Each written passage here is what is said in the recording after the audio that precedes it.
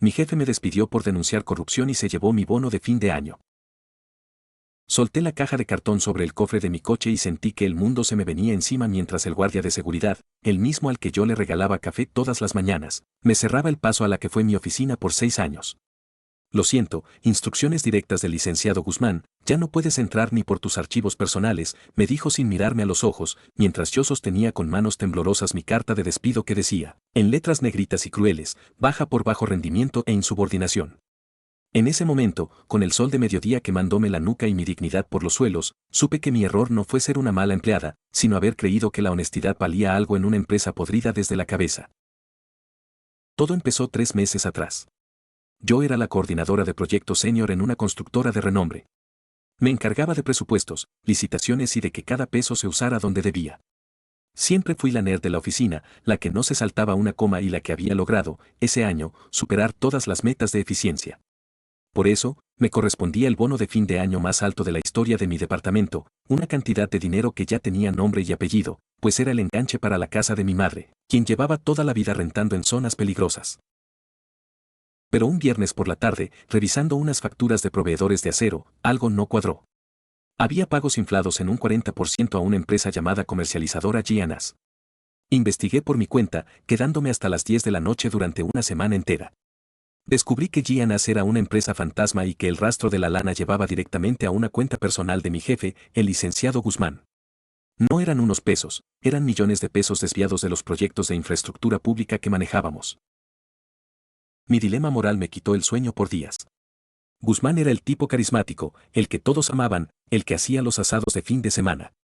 Pero yo no podía quedarme callada viendo cómo se robaba el dinero que debía ir a escuelas y puentes. Ingenua de mí, confié en el sistema. Escribí un correo detallado, con pruebas adjuntas y gráficas del desvío, y lo mandé desde una cuenta anónima al portal de denuncias de recursos humanos, convencida de que ellos harían lo correcto. ¡Qué pendeja fui! El lunes llegué y el ambiente estaba helado. No pasaron ni 10 minutos cuando la directora de RH, una mujer que siempre me había felicitado por mi ética, me llamó a su oficina.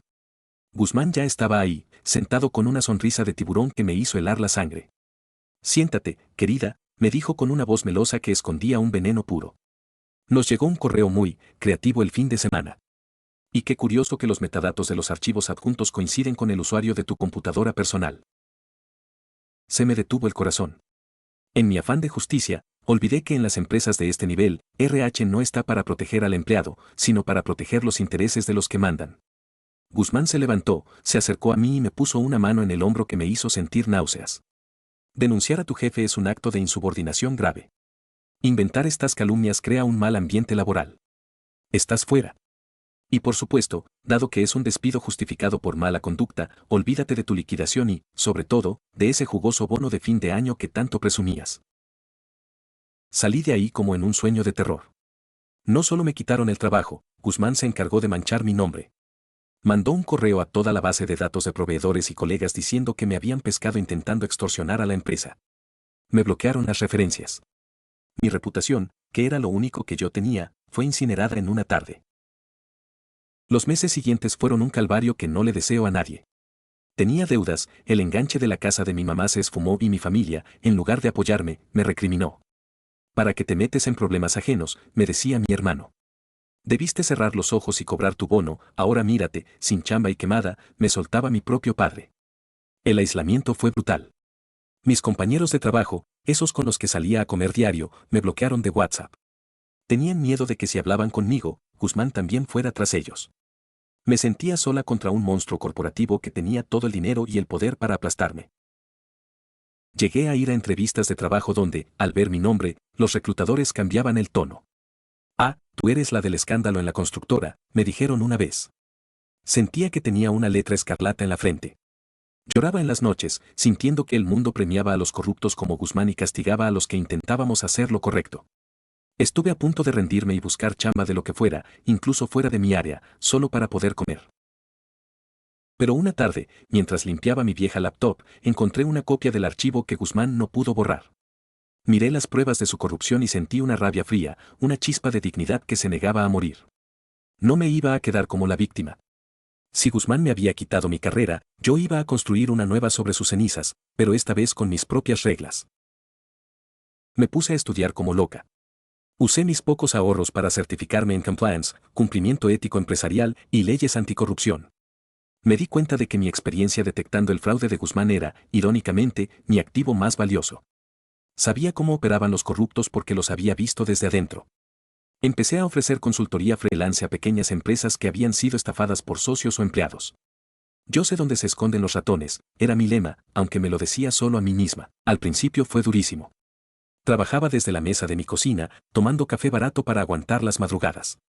Mi primer cliente fue una ferretería mediana que sospechaba de su administrador. En 3 días, les encontré un desvío de $500,000 usando el mismo método de Guzmán. El dueño me pagó con lágrimas en los ojos y me recomendó con su círculo de empresarios. De un cliente pasé a 3. De empresas medianas pasé a despachos legales que necesitaban peritos en auditoría forense. Mi nombre empezó a sonar de nuevo, pero ya no como la que denunció y fue corrida, sino como la experta que nadie puede engañar. Abrí mi propia firma, Ética Integradora. Me paré de huevos frente a la vida y decidí que mi mala fama sería mi mayor escudo. Si las empresas corruptas me tenían miedo, las empresas honestas me iban a amar. En el segundo año, mi firma ya tenía 4 empleados. Todos eran personas que, como yo, habían sido despedidas de otros lugares por no querer participar en movidas chuecas. Creamos una hermandad de gente íntegra. Empecé a dar conferencias en universidades sobre ética empresarial. Irónicamente, me invitaron a hablar en el mismo foro donde Guzmán solía pavonearse. Mientras yo crecía, el imperio de naipes de Guzmán empezó a tambalearse. La ambición es un pozo sin fondo, y él se confió demasiado. Resulta que después de correrme, no se detuvo, se volvió más descarado. Pensó que, como me había silenciado a mí, nadie más se atrevería a hablar. Pero lo que no sabía era que el correo que yo mandé a Recursos Humanos, aunque fue usado en mi contra, dejó una huella digital que la auditoría interna corporativa, la de la sede central en otro país, detectó meses después en una revisión rutinaria de servidores. La caída de Guzmán fue digna de una película de suspenso. Una mañana, la oficina de la constructora fue intervenida por auditores internacionales y elementos de la fiscalía. Descubrieron no solo lo que yo había denunciado, sino una red de lavado de dinero mucho más grande que involucraba a otros directivos. Guzmán salió de la oficina esposado, con la misma chaqueta cara que llevaba el día que me despidió, pero esta vez con la cabeza baja y la prensa grabándole el rostro desencajado. El escándalo fue monumental. La empresa perdió contratos millonarios con el gobierno por su falta de ética y tuvo que pagar multas que casi la llevan a la quiebra. Varios de mis antiguos compañeros, los que me dieron la espalda, se quedaron sin trabajo cuando cerraron varios departamentos. Algunos me buscaron para pedirme chamba en mi firma. A ellos los escuché, pero no los contraté. La lealtad no es algo que se pueda comprar cuando el barco ya se hundió. Pero lo más satisfactorio fue cuando la nueva administración de la constructora me contactó.